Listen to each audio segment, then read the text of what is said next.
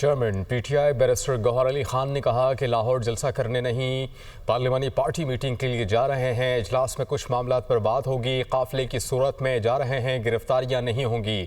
پنجاب کے پارلیمنٹیرینز کے ساتھ بھی رابطہ ہے۔ سیکرٹری جنرل سلمان اکرم راجہ نے کہا کہ خیبر پختونخوا اور پنجاب اسمبلی کے اراکین نے تحریک چلانے کا مشترکہ فیصلہ کیا۔ آرٹیکل 19 ہمارے بنیادی حق ہے، یہ حق ہم سے کوئی چھین نہیں سکتا۔ ہماری خواہش ہے کہ ہم لوگوں کے ساتھ بیٹھیں اور گفتگو کریں۔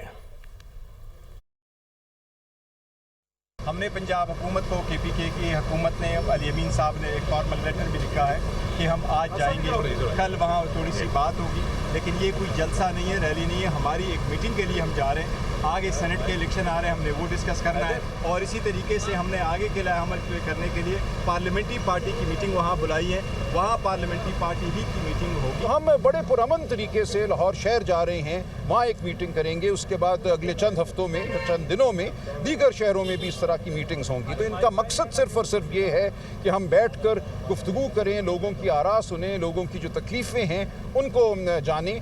سلمان اور قاسم کی آمد کے حوالے سے جو تھی جی ان کا حق ہے اور انشاءاللہ وہ آئیں گے، بالکل ان کا آنا بنتا ہے، وہ اپنے والد کے لیے پوری دنیا میں آواز اٹھائیں گے۔